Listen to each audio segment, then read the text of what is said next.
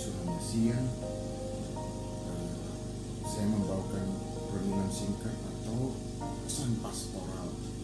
Kali ini saya beri judulnya Urus Saja Diri Sendiri.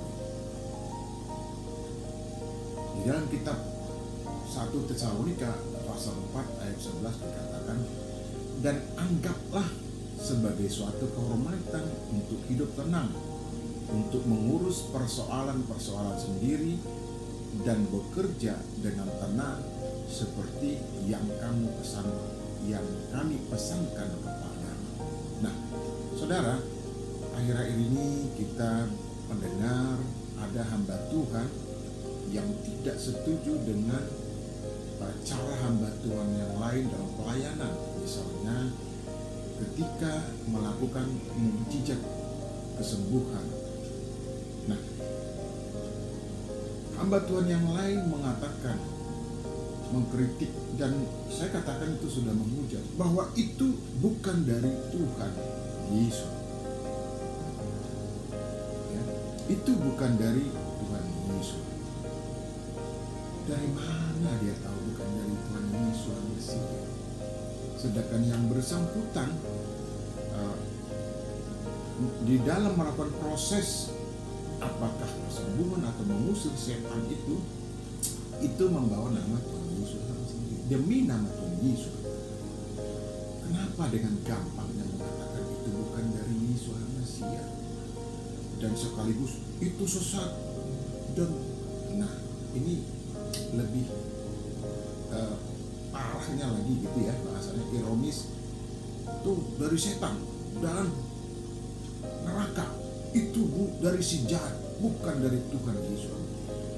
Nah, ini dia bagaimana dia bisa bertindak sebagai penyidik, sebagai jaksa penuntut umum, merangkap juga sebagai hakim, karena sudah menghakimi orang lain, apalagi hamba Tuhan.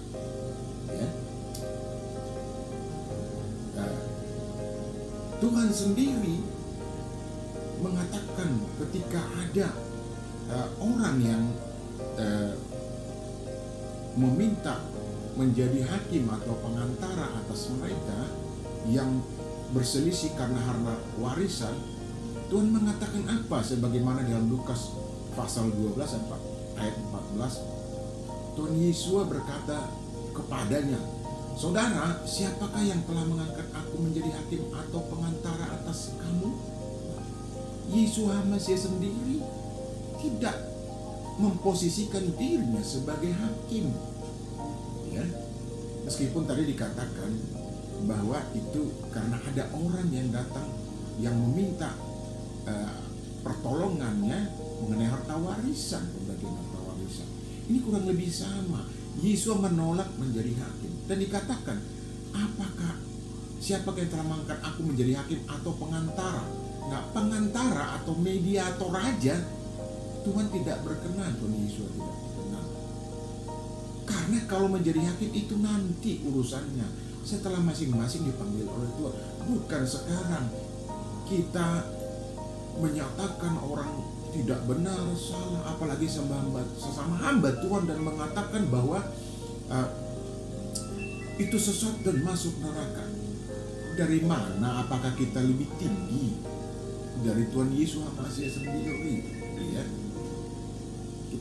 Kita lihat di dalam Lukas pasal 9 ayat 49 sampai 50. Yohanes berkata, Guru, kami melihat seorang mengusir setan demi namamu, lalu kami cegah orang itu karena ia bukan pengikut kita. Yesus Mesias berkata apa? Jangan kamu cegah, sebab siapa tidak melawan kamu, ia ada di pihak kamu. Nah, ini dia.